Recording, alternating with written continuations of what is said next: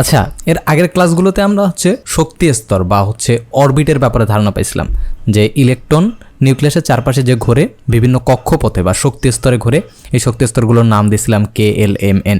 প্রথমটাকে on দ্বারা প্রকাশ করা হয়, মানে এই শক্তি স্তরগুলোর নাম শক্তি স্তরগুলোকে এন দ্বারা প্রকাশ করা হয়। N is equal to on হলে প্রথম শক্তি স্তর, এন ইজ ইকুয়াল টু 2 হলে দ্বিতীয় শক্তি স্তর, এন ইজ ইকুয়াল টু 3 হলে তৃতীয় শক্তি স্তর, এইভাবে চলে। আবার এটাকে কে, এল, এম, এন এগুলো দিয়ে প্রকাশ করা হয়।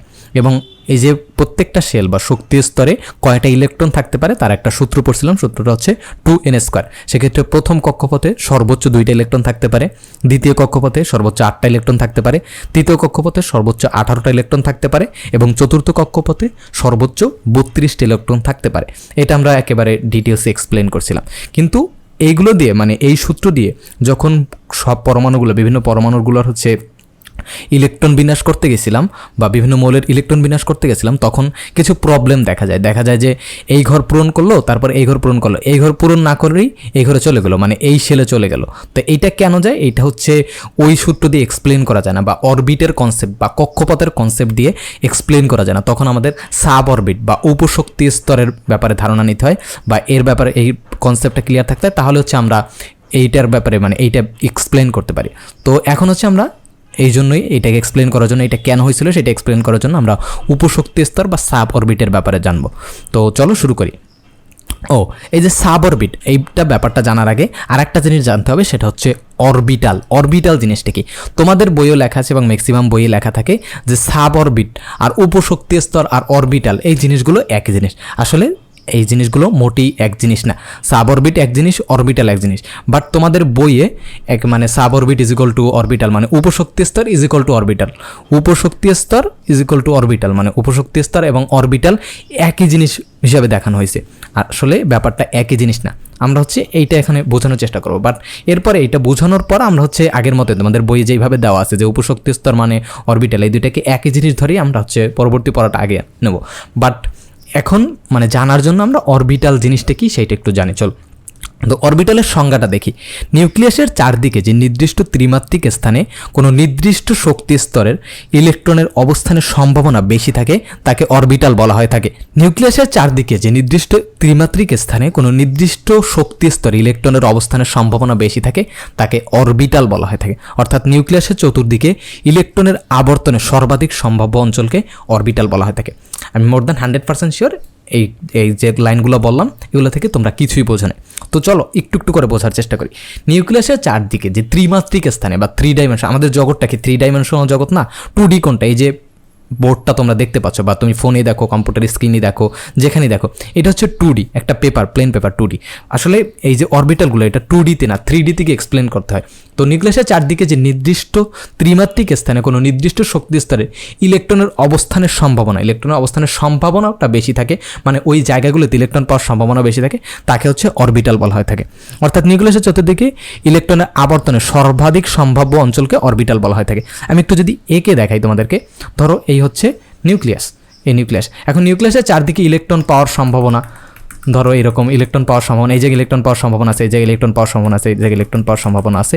তো এখন এইটাকে, তাহলে এই অঞ্চলটাকে, এই যে পুরো অঞ্চলটাকে, এইটাকে বলা হয়ে থাকবে একটা অরবিটাল। আবার ধরো এই একটা নিউক্লিয়াস আছে, নিউক্লিয়াসের চারদিকে ইলেকট্রন পাওয়ার সম্ভাবনা এরকম চারদিকে থাকবে না, চলো নির্দিষ্ট কিছু স্থান জুড়ে এখানে ইলেকট্রন পাওয়ার সম্ভাবনা আছে, এখানে ইলেকট্রন পাওয়ার সম্ভাবনা আছে, এখানে আছে, এখানে আছে, এখানে আছে, আবার এইখানে আছে, এখানে আছে, এখানে আছে, এখানে আছে, এখানে আছে, এখানে আছে, এখানে আছে, এখানে আছে, ইলেকট্রন পাওয়ার সম্ভাবনা আছে। এগুলোতে সম্ভাবনা নাই বা খুব কম। তাহলে এইখানে অরবিটাল কতটুকু হবে? এখানে অরবিটাল হবে এই যে এই জায়গাটুকু হবে অরবিটাল, এইখানে ইলেকট্রন পাওয়ার সম্ভাবনা বেশি। এই জন্য একটু পরে আমি 3D-তে বুঝাবো, তখন তোমরা ভালোভাবে বুঝবে আশা করি। আচ্ছা, এটা ইরেজ করে দিই। এতটুকুতে যদি না বুঝো তাহলে প্রবলেম নাই, আমরা চিত্র দেখানো শুরু করি, তাহলে বুঝবা। তো এই অরবিটালের চিত্র। এটা পি অরবিটাল। পি অরবিটাল কি, এস অরবিটাল কি, এগুলো সবগুলো বলছি। আগে দেখো এখানে কি বুঝাইছে আসলে অরবিটাল মানেটা কি, ওইটা কি বুঝাইছে। ধরো এইখানে এই যে ক্ষুদ্র জায়গাটা, এই জায়গা নিউক্লিয়াস আছে এবং এর চারপাশে ইলেকট্রন পাওয়ার পসিবিলিটি আছে। তো এই জায়গাগুলোতে ইলেকট্রন পাওয়ার সম্ভাবনা আছে। তো এইগুলোকে বলা হয় থাকে, এই যে পুরো শেপটাকে, এই শেপটাকে বলা হয় থাকে একটা অরবিটাল। তো এইটার শেপটা কীরকম হবে? আমরা সাধারণত এরকম ফোটাফোটা এরকম বিন্দু দিয়ে আমরা প্রকাশ করি না, এইভাবে প্রকাশ করি। আর এইটা একটা এস অরবিটাল। তো এইখানে ধরো এটা নিউক্লিয়াস এবং নিউক্লিয়াসের চারদিকে এদিকে হচ্ছে ইলেকট্রন পাওয়ার পসিবিলিটি বা সম্ভাবনা আছে। তো এইটা হচ্ছে এস অরবিটাল। তো এইটার আকৃতি কি গোলাকার। আবার এই যে পি অরবিটাল একটু আগে যেটা দেখালাম এইটার আর একটা চিত্র হচ্ছে এটা। এখানে কি কেন্দ্রে আছে নিউক্লিয়াস এবং এই নিউক্লিয়াসের চারদিকে ইলেকট্রন পাওয়ার পসিবিলিটি বা সম্ভাবনা আছে। তো এইখানে একটা ইন্টারেস্টিং ব্যাপার দেখে, এতক্ষণ পর্যন্ত বা এতদিন পর্যন্ত আমরা জেনে আসছি যে ইলেকট্রন হচ্ছে নিউক্লিয়াসের চারদিকে ঘুরে, নিউক্লিয়াসকে কেন্দ্র করে ঘুরে, বাট এইখানে এই কনসেপ্ট খাটবে না। তুমি যদি ইলেকট্রন ঘোরার কনসেপ্ট দিয়ে এগুলোকে এক্সপ্লেন করতে যাও তাহলে পারবা না। আসলে সত্যি কথা হচ্ছে ইলেকট্রন কখনোই নিউক্লিয়াসের চারপাশে ঘোরে না, এই জিনিসটা এখন মাথা থেকে ফেলে দিতে হবে। তো এতদিন পর্যন্ত যা পড়ছো ওইগুলো হচ্ছে মাথা থেকে ফেলে দাও। এখন এতটুকু জেনে রাখো, অরবিটাল মানে হচ্ছে এই নিউক্লিয়াসের চারদিকে ইলেকট্রন পাওয়ার যেই সম্ভাবনা বা পসিবিলিটি আছে, এই যে জায়গাগুলো, এগুলো এই যে ছিদ্র ফোটা দিয়ে যে বিন্দুগুলো দেখানো হয়েছে এগুলো হচ্ছে পসিবিলিটি বা সম্ভাবনা বোঝানো হয়েছে। মানে এইগুলোয় ইলেকট্রন পাওয়ার পসিবিলিটি আছে, এই বিন্দুগুলোতে ইলেকট্রন পাওয়ার সম্ভাবনা আছে। তো এইটা হচ্ছে এস অরবিটাল, এইটা হচ্ছে পি অরবিটাল। আশা করি অরবিটাল ব্যাপারটা বুঝছো, যে নিউক্লিয়াসের চারদিকে যে নির্দিষ্ট ত্রিমাত্রিক স্থানে কোনো নির্দিষ্ট শক্তি স্তরের ইলেকট্রনের অবস্থানের সম্ভাবনা বেশি তাকে অরবিটাল বলা হয় থাকে।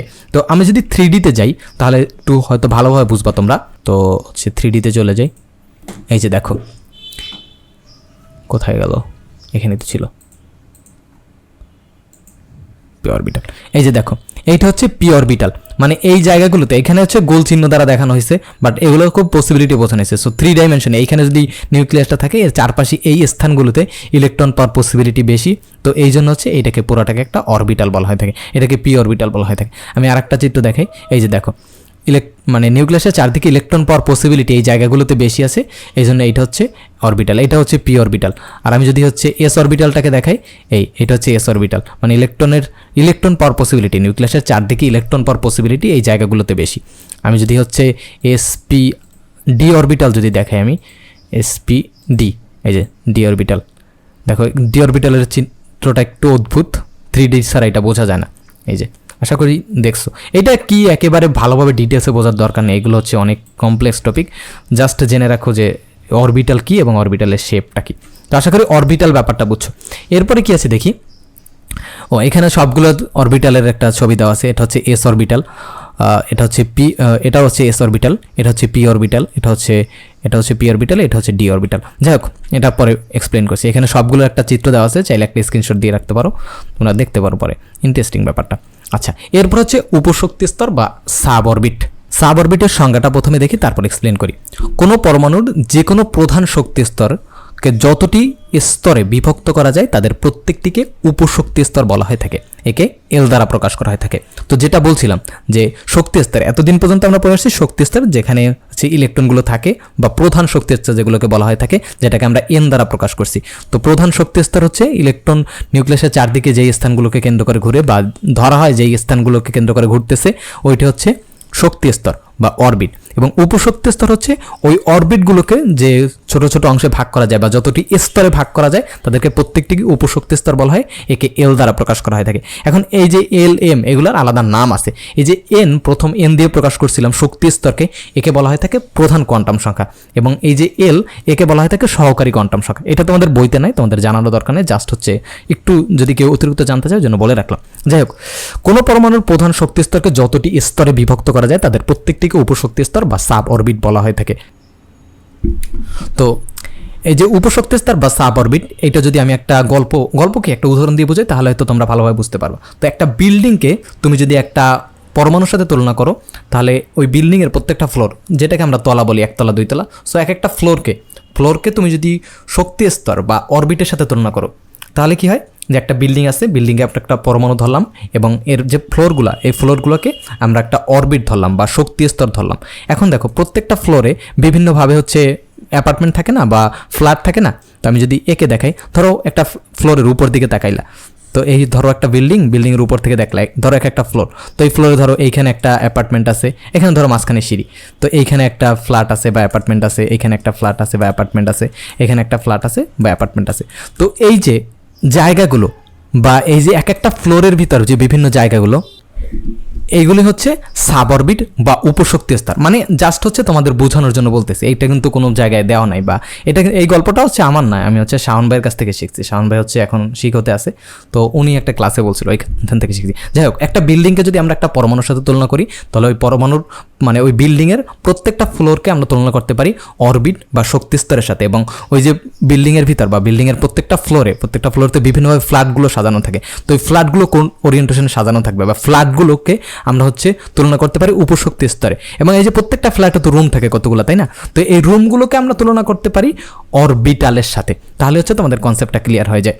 এবং এই যে অরবিটালের ভিতর বিভিন্নভাবে ইলেকট্রন থাকে, তো এখানে এই যে ফ্ল্যাটগুলোর মানে প্রত্যেকটা ফ্ল্যাটের রুমের ভিতর মানুষগুলোকে আমরা হচ্ছে ইলেকট্রনের সাথে তুলনা করতে পারি। এতটুকু যদি বুঝো ভালো, না বুঝলে প্যারা নাই, জাস্ট হচ্ছে মুখস্থ করে রাখো যে অরবিট বা শক্তি স্তর সেটা হচ্ছে ইলেকট্রন মানে নিউক্লিয়াসের চারদিকে ইলেকট্রন যেই কক্ষপথে ঘোরে ফলে ধরে না হয়, সেটি হচ্ছে অরবিট বা শক্তি স্তর।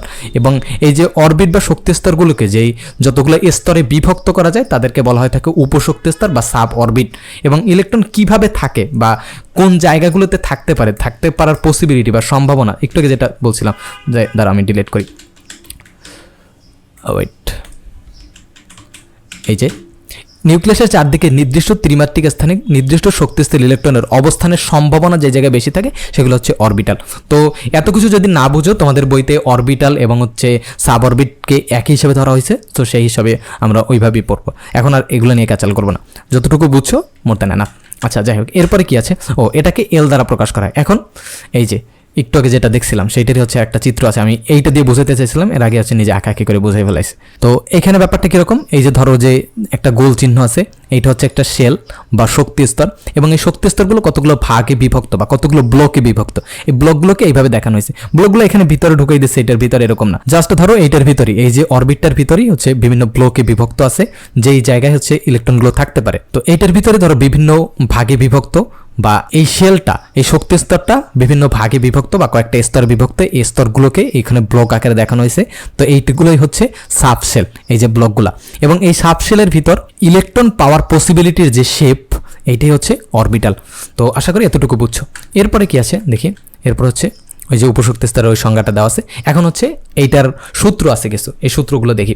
এই যে একটু আগে যেটা বলছিলাম, যেগুলোকে হচ্ছে কোয়ান্টাম নাম্বার বলা হয় থাকে, এনকে বলা হয় থাকে প্রধান কোয়ান্টাম নাম্বার, যেটা হচ্ছে শক্তি স্তর বা অরবিটের ক্ষেত্রে বলছিলাম, এবং এলকে বলা হয় থাকে সহকারী কোয়ান্টাম নাম্বার, উপশক্তি স্তরকে যেটা দিয়ে প্রকাশ করা হয়। তো এটার একটা সূত্র আছে, সূত্র হচ্ছে এল এর ভ্যালু কোনটা হবে, এক একটা এন এর জন্য এক একটা এল এর ভ্যালু হয়। তো এল ইজ ইকুয়াল টু 0 থেকে n-1। এইটা তোমরা অনেকে বুঝো নাই, আমি হচ্ছে পেন দিয়ে বুঝে। ধরো প্রথম শক্তি স্তরের জন্য, এই যে ধরো এখানে হচ্ছে নিউক্লিয়াস আছে, চারপাশে এই যে শক্তি স্তর, তো এইটার মান কত? এটার মান হচ্ছে n=1। আচ্ছা, আমি অন্য কালার নিই, এটা নাকি তোমরা বুঝো না। আচ্ছা, n=1 বুঝলাম। এখন এটার জন্য এই যে n=1, এই যে প্রথম শক্তি স্তরের জন্য এটার কয়টা উপশক্তি স্তর থাকতে পারে, সেটা কীভাবে বের করতে পারবো? এই যে l=0 থেকে n-1, তাহলে 0 থেকে n-1, n কত এখানে? 1 কত? 0, তার মানে হচ্ছে 0। মানে এই যে প্রথম প্রধান শক্তি স্তর, এটার উপশক্তি স্তর কয়টা আছে? একটা, এবং এক্ষেত্রে এল এর মান কত? 0। তারপর আবার যদি দেখি, এই ধরো নিউক্লিয়াস আছে এবং এর চারপাশে যে শক্তি স্তরগুলো আছে, তো দ্বিতীয় শক্তি স্তরের জন্য n= কত? n=2, দ্বিতীয় শক্তি স্তরের জন্য। এখন n=2 এর জন্য এল এর ভ্যালু কত হবে? তো l=0 থেকে n-1, n-1 কত? n= কত? 2, তো n=2, n এর ভ্যালু হচ্ছে 2, তাহলে 2 - 1, 2 - 1 কত হয়? 1, তো 2 - 1, সেক্ষেত্রে কত লিখতে পারি? 1। তাহলে 0 থেকে 1 এর ভিতরে কয়টা সংখ্যা আছে? 0 আর 1। তাহলে n=2 বা দ্বিতীয় শক্তি স্তরের জন্য উপশক্তি স্তর কয়টা? 2টা, যেখানে এল এর ভ্যালু হচ্ছে 0 এবং 1। এখন তোমরা বলতে পারো যে ভাই এই এল এর ভ্যালুগুলো বের করে কী লাভ হলো? হ্যাঁ, এল এর ভ্যালু বের করে লাভ আছে, একটু পরে দেখব। এরপর হচ্ছে আমরা যদি এর পরেরটা যাই, তৃতীয় শক্তি স্তরের ক্ষেত্রে যাই, তো তৃতীয় শক্তি স্তরের ক্ষেত্রে এইটা ধরো তৃতীয় শক্তি স্তর, আমার আঁকা খুবই বাজে হচ্ছে আমি জানি, যাই হোক, n=3। তো n=3 এর জন্য কি হবে? আমি এগুলো মুছে দেই।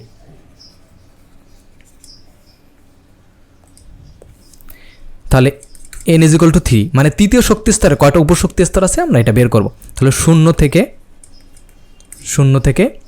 n, n= কত? 3 - 1, তো 3 - 1 কত হয়? 2, সিম্পল 2। তো 0 থেকে 2 এর ভিতর কয়টা সংখ্যা আছে? 0, 1, 2। তার মানে তৃতীয় শক্তি স্তরের 3টা উপশক্তি স্তর আছে। এরপরে 4 নাম্বারটা তোমরা নিজেরা বের করে নেবা। যাই হোক, এরপরে কি আছে? এরপরে হচ্ছে এল এর যে ভ্যালুগুলো একটু আগে যেটা বের করলাম, এল এর মান যদি 0 হয় তাহলে কি হয়? প্রথম তো বের করলাম যে প্রথম শক্তি স্তরে কয়টা উপশক্তি স্তর আছে? 2, মানে একটা উপশক্তি স্তর আছে 0। তো এল এর মান যদি 0 হয় তাহলে হচ্ছে সেটা এস অরবিটালকে ডিফাইন করে, মানে এস অরবিটালকে নির্দেশ করে। সো এল এর মান যদি 0 হয় সেটা হচ্ছে এস অরবিটাল, এবং এস অরবিটালের আকৃতি কীরকম? এই যে আমরা যেটা দেখছিলাম এরকম, এস অরবিটালের আকৃতি হচ্ছে এইরকম। তো এটা হচ্ছে আমরা এইভাবে প্রকাশ করি, সাধারণত এইভাবে ফোটা দিয়ে প্রকাশ করি না, এইভাবে প্রকাশ করি, গোলাকৃতি দিয়ে প্রকাশ করি।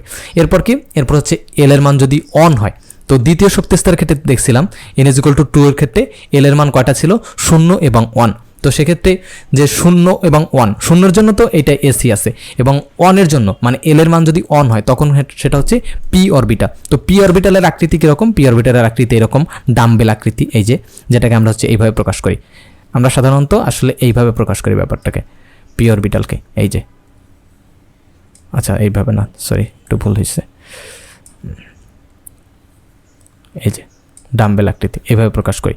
ওকে, এরপর এল এর মান যখন 3 হবে তখন কি হবে? এল এর মান যদি 3 হয় তখন হচ্ছে এল এর মান যদি 2 হয় সেটা হচ্ছে ডি অরবিটাল, এবং ডি অরবিটালের আকৃতি হচ্ছে এরকম। এবং এল এর মান যদি 3 হয় সেটা হচ্ছে এফ অরবিটাল, এবং এফ অরবিটালের আকৃতি হচ্ছে এরকম। আমি জানি খুবই বিদঘুটে, এগুলো হচ্ছে 3Dতে, তো হচ্ছে 2Dতে এগুলো ভালোভাবে দেখানো যায় না, এগুলো দরকার নেই, জাস্ট হচ্ছে এসপি এই দুইটার শেপগুলো আঁকার চেষ্টা করবা, এই দুইটা যদি পারো, এইটা ডি পর্যন্ত এফ এর শেপ তুমি কখনো আঁকতেও পারবা না আর চেষ্টাও করো না। আচ্ছা যাই হোক, এরপরে কি আছে? এরপরে মেবি ইন্টারেস্টিং ব্যাপারগুলো শুরু। আচ্ছা, এখন হচ্ছে এই যে উপশক্তি স্তরগুলো, এই যে প্রত্যেকটা উপশক্তি স্তরগুলোয় কতগুলো ইলেকট্রন থাকতে পারে সেইটার হচ্ছে মানটা বের করার জন্য একটা সূত্র আছে, সেইটার সূত্রটা আমরা একটু দেখে নিই। তো যে কোনো উপশক্তি স্তরে ইলেকট্রন সংখ্যা কত এটা বের করার জন্য একটা সূত্র আছে, 2 × 2l + 1। তো এখন দেখো এই জায়গায় এল এর মান কত? এই জায়গায় এল এর মান হচ্ছে 0, বা এস অরবিটালের ক্ষেত্রে এল এর মান হচ্ছে 0। তো এখন যদি এল এর মান 0 মানে সূত্রটাই বসাই তাহলে কি হবে? 2 × 0 + 1। তো সেক্ষেত্রে 2, মানে এস অরবিটালে কয়টা ইলেকট্রন থাকতে পারে? 2টা ইলেকট্রন থাকতে পারে। এরপর হচ্ছে পি অরবিটাল, তো পি অরবিটালের ক্ষেত্রে এল এর মান কত? 1। সো সেক্ষেত্রে যদি আমরা অন বসাই সেক্ষেত্রে ভ্যালু কত বের হয়? 2 × 1 + 1, সেক্ষেত্রে 6, মানে পি অরবিটালে 6টা ইলেকট্রন থাকতে পারে। এরপর হচ্ছে এল এর মান যদি 3 মানে 2 ধরি তাহলে সেক্ষেত্রে যদি আমরা ভ্যালুগুলো বসাই সেক্ষেত্রে আমরা অ্যান্সারটা পাই হচ্ছে 10। তার মানে হচ্ছে ডি অরবিটালে আমাদের কয়টা ইলেকট্রন থাকতে পারে? 10টা ইলেকট্রন থাকতে পারে। এরপর হচ্ছে এল এর মান যদি 3 হয় সেটা হচ্ছে এফ অরবিটাল, এবং এফ এর ক্ষেত্রে যদি আমরা এই সূত্রটা বসাই তখন হচ্ছে আমাদের ভ্যালুটা বের হয় কত? 14টা, মানে এফ অরবিটাল 14টা ইলেকট্রন ধারণ করতে পারে। আশা করি এতটুকু বুঝছো। এইগুলো কিন্তু একেবারে মুখস্থ করে নেবে, এই যে সূত্রগুলো, এই সূত্রগুলো একেবারে মুখস্থ করে নেবা। যদি না বোঝো আর একবার দেখো তাহলেই বুঝে যাবে, আর বইটা একটু পড়ার চেষ্টা করো। এখন হচ্ছে তোমাদের বই একটা চিত্র দেওয়া আছে বা ছক দেওয়া আছে, এইটা বোঝার চেষ্টা করি। তো এতক্ষণ পর্যন্ত যেটা বলছিলাম প্রধান শক্তি স্তর, যেটাকে এন দ্বারা প্রকাশ করা, এটাকে বলা হয় থাকে প্রধান কোয়ান্টাম সংখ্যা, এবং উপশক্তি স্তরকে এল দ্বারা প্রকাশ করা, এটা হচ্ছে সহকারী কোয়ান্টাম সংখ্যা। তো এন এর মান যদি অন হয়, প্রধান শক্তি স্তর বা প্রথম প্রধান শক্তি স্তর, সেটাকে আমরা অন দ্বারা প্রকাশ করি, এবং এক্ষেত্রে এটার উপশক্তি স্তর কয়টা আছে? একটা উপশক্তি স্তর আছে, যেটা হচ্ছে এল এর মান 0। তো এল এর মান 0 হলে অরবিটাল কত হয়? অরবিটাল হচ্ছে এস অরবিটাল। সো সেক্ষেত্রে এই অরবিটালের তো প্রতীক থাকা লাগবে, এটা যে প্রথম শক্তি স্তরের মানে প্রথম প্রধান শক্তি স্তরের একটা অরবিটাল, সেটা বোঝানোর জন্য আমরা এটাকে অন এস দ্বারা প্রকাশ করতে পারি, এবং এক্ষেত্রে এইটাই ইলেকট্রন ধারণ ক্ষমতা কত? 2টা। একটু আগে সূত্রটা যেটা পড়ে আসছি সেইটাই, আমি পেনটা নিয়ে নিই। ওকে, পেনটা নিয়ে নিই। তো যে সূত্রটা পড়ে আসছিলাম 2 × 2l + 1, তো এখানে এল এর মান কত? এল এর মান হচ্ছে 0। সো এই সূত্র যদি 0 বসাই তাহলে এখানে ভ্যালু বের হয় 2। তার মানে প্রথম যেই অরবিটালটায়, এই যে অন এস অরবিটাল, এই অরবিটালটায় 2টা ইলেকট্রন ধারণ করতে পারে, সর্বোচ্চ 2টা ইলেকট্রন ধারণ করতে পারে। এরপর হচ্ছে দ্বিতীয় শক্তি স্তর। দ্বিতীয় শক্তি স্তরে যদি যাই, এই যে দ্বিতীয় শক্তি স্তর, এন এর মান যখন 2 হয় তখন সেটা হচ্ছে দ্বিতীয় শক্তি স্তর, এবং এই দ্বিতীয় শক্তি স্তরে কয়টা উপশক্তি স্তর আছে? 2টা উপশক্তি স্তর আছে, যেখানে এন এর মান হচ্ছে 0 এবং 1। তো এল এর মান যদি 0 হয় সেটা হচ্ছে এস অরবিটাল, এল এর মান যদি 1 হয় সেটা হচ্ছে পি অরবিটাল। এখন এই যে এই অরবিটালটা যে এটা হচ্ছে যে দ্বিতীয় প্রধান শক্তি স্তর বা এন এর মান 2 এর জন্য, সেইটা কিভাবে প্রকাশ করব? এটা হচ্ছে 2s দ্বারা প্রকাশ করব, 2s এবং 2p দ্বারা প্রকাশ করব। আশা করি বুঝছো। তো পি অরবিটাল কয়টা ইলেকট্রন থাকতে পারে? 6টা ইলেকট্রন থাকতে পারে। তো ওভারঅল এই যে দ্বিতীয় শক্তি স্তরটায়, এই যে ওভারঅল দ্বিতীয় শক্তি স্তর, দ্বিতীয় প্রধান শক্তি স্তরে কয়টা ইলেকট্রন থাকতে পারে? 2টা যোগ 2টা, মানে 2টা যোগ 6টা, টোটাল 8টা ইলেকট্রন থাকতে পারে।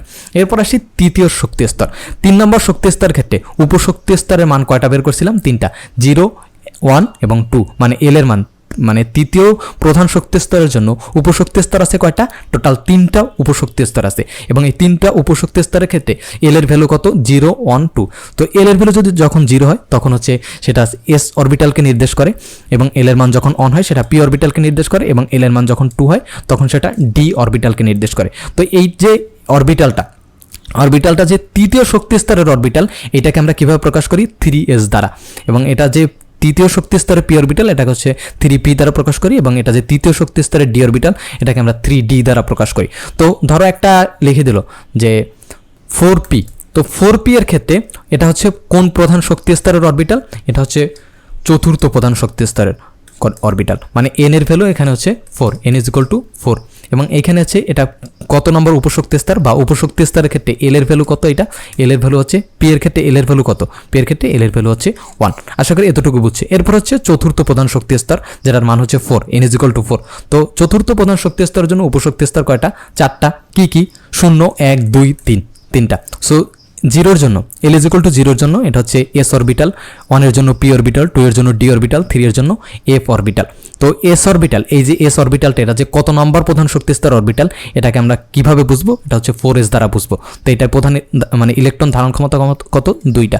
4pতে কত? 6টা, ডিতে 10টা, এবং এফে 14টা। এই ছকটা ভালোভাবে দেখবা, তাহলে বুঝতে পারবো। এখন হচ্ছে এইখানে যে প্রধান শক্তি স্তরের মোট ইলেকট্রন সংখ্যা, এটা হচ্ছে আমরা দুইভাবে হিসাব করতে পারি। দেখো এই যে এইভাবে, ধরো এই তৃতীয় শক্তি স্তরের কথা চিন্তা করি, তৃতীয় প্রধান শক্তি স্তরে এগুলোকে উপশক্তি স্তরে ভাগ করলাম, তারপর উপশক্তি স্তরে ভাগ করে প্রত্যেকটা অরবিটালে কয়টা ইলেকট্রন ধারণ করতে পারে সেগুলো বের করলাম। সবগুলো বের করে যদি যোগ করে দিই, তাহলে হচ্ছে আমরা ওই শক্তি স্তরে কয়টা ইলেকট্রন টোটাল ধারণ করতে পারে সেটা আমরা পেয়ে যাব। কিন্তু আমরা প্রথম দিকে, একেবারে ক্লাসের প্রথম দিকে একটা সূত্র পড়ছিলাম না, যে প্রধান শক্তি স্তরে কয়টা ইলেকট্রন ধারণ করতে পারে, ওইটার সূত্র পড়ছিলাম না, 2n², এই যে 2n²। তো এই 2n² যদি আমরা হচ্ছে 3 বসাই, তাহলে তো আমরা এটা পেয়ে যাই। তো 2 × n², তাহলে 3 কত? 9, 9 2 18, তাহলে 18টা ইলেকট্রন ধারণ করতে পারে। এটা আমরা সূত্র দিয়েও বের করতে পারি, আবার এইভাবে বের করতে পারি। তো তোমাদের পরীক্ষা কিভাবে হবে এটা আদৌ এখন পর্যন্ত জানি না। যদি পরীক্ষা হয় ভালোভাবে, আগের নিয়ম হয়, তাহলে হচ্ছে এটা বের করতে দিতে পারে যে n = 3 এর জন্য উপশক্তি স্তরগুলোতে এল এর মান, তারপর হচ্ছে পি এর মান বের করে, এবং হচ্ছে কতগুলো ইলেকট্রন ধারণ করতে পারে এগুলো বের কর। তো এগুলো হচ্ছে ভালোভাবে নিজে একটু ট্রাই করবা, তাহলেই হবে আশা করি। তো এই হচ্ছে উপশক্তি স্তর বা সাব অরবিটের কনসেপ্ট। তো আমি যে মাঝখানে যে অরবিটালের কথাগুলো বললাম, তো অরবিটালের কথাগুলো জাস্ট সংজ্ঞাটা মনে রাখতে পারো, বাট এরপরে যতখানি মানে নিজে নিজে যখন পড়বা তখন হচ্ছে উপশক্তি স্তর আর অরবিটাল এই দুইটাকে এক জিনিস ধরে নেবা, আলাদাভাবে চিন্তা করবা না। আমি যেরকম বললাম এরকম আলাদাভাবে চিন্তা করতে যাবা না, তাহলে কিন্তু প্রবলেমে পড়বা। মানে তোমাদের বইতে যেহেতু একই ধরা আছে, সো তুমি যদি এখন কনসেপ্ট মাথায় নিয়ে দাও, ধরো একটা জিনিস তুমি পড়তেছো, একটা জিনিস তুমি দেখতেছো, জাস্ট ধরো তুমি একটা হচ্ছে খেলা দেখতেছো, এখন তুমি মাথার ভিতর ধরে নিছো যে এই খেলাটা ভুল বা এই খেলাটা ঠিক না, তখন কিন্তু তুমি ওই খেলাটাকে কখন এনজয় করতে পারবা না। আরও একটা উদাহরণ দেওয়া যায় জায়গায়, ধরো ইসলামে তো মিউজিক হারাম, সো অনেকে হচ্ছে মিউজিক হারাম এটাকে বিলিভ করে। তো তুমি যখন বিলিভ করবা যে মিউজিক হারাম, এবং তখন ওই মিউজিক হারাম এটা বিলিভ করে তারপর তুমি যখন এটাকে তুমি শুনতে যাও, তখন কিন্তু মনের ভিতরে একটা ভাব, খসখসানি ভাব আসবে যে হ্যাঁ আমি হারাম কাজ করছি, তখন কিন্তু তুমি মিউজিকটাকে এনজয় করতে পারবা না। তো দেখো এক্ষেত্রে ব্যাপারটা, বইয়ের ব্যাপারটা এরকম, তুমি বইতে পড়তেছো একটা জিনিস কিন্তু তুমি মাথায় ধারণা নিয়ে বসে আছো আর একটা জিনিস, সেক্ষেত্রে কিন্তু অনেক কনফ্লিক্ট ক্রিয়েট হবে। তো এইটাই বললাম যে হচ্ছে মানে যখন নতুন কিছু পড়তে যাবা, নতুন কিছু জানতে যাবা, তখন হচ্ছে তোমার পুরাতন জ্ঞানগুলোকে ঝেড়ে ফেলে দিবা, যে পুরাতন যা কিছু জানি ওইগুলো বাদ, আমি নতুন করে নতুন কিছু শিখবা, এই ধারণা নিয়ে পড়বা। আর হচ্ছে ডিপলি পড়ার চেষ্টা করবা। যখন তুমি পড়তে পারবা তখন তোমার মানে দুনিয়ার থেকে বিচ্ছিন্ন হয়ে যাও।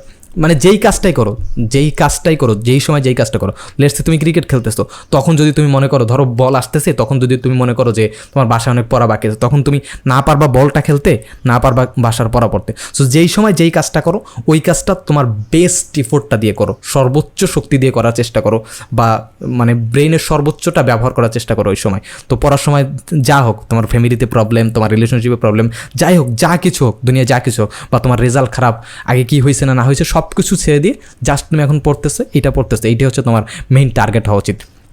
তো আর একটা কথা যে আমি সবসময় যে বেসিক বলি, সো বেসিক দরকার আছে, বাট পরীক্ষায় ভালো রেজাল্টের দরকার আছে। সো সবসময় চেষ্টা করবো যে পরীক্ষায় ভালো রেজাল্ট প্লাস বেসিকটাকে বিল্ড আপ করা। নাহলে তুমি যদি সারা জীবন বেসিক বিল্ড আপ করে যাও তাহলে কিন্তু আমার মতো বিশাল লেভেলের মারা খাবা। তাই একটু চেষ্টা করো ভালোভাবে, মানে দুইটা জিনিসই মাথায় রেখে পড়ার, যে ভালো রেজাল্টও করতে হবে এবং আমাকে ভালোভাবে পড়তে হবে। সো এই হচ্ছে আজকের ক্লাস, আশা করি ভালোভাবে বুঝছো। যদি না বুঝো আবার দেখো, তারপর না বুঝলে বই পড়ো, তারপরে না বুঝলে অন্য অনেক ভালো ভালো স্যারদের ক্লাস আছে, ওগুলো দেখতে পারো। সো আমি কিন্তু ভালোভাবে স্যার বলতে কোনোভাবে তাচ্ছিল্য করে বুঝাই না, সত্যিকার অর্থেই ভালো বলছি। তো অনেকে আছে ভালো পড়ায়, ভালোভাবে পড়ায়, অনেক আমার চেয়ে অনেক ভালো পড়ায়, তাদের ক্লাস দেখতে পারো।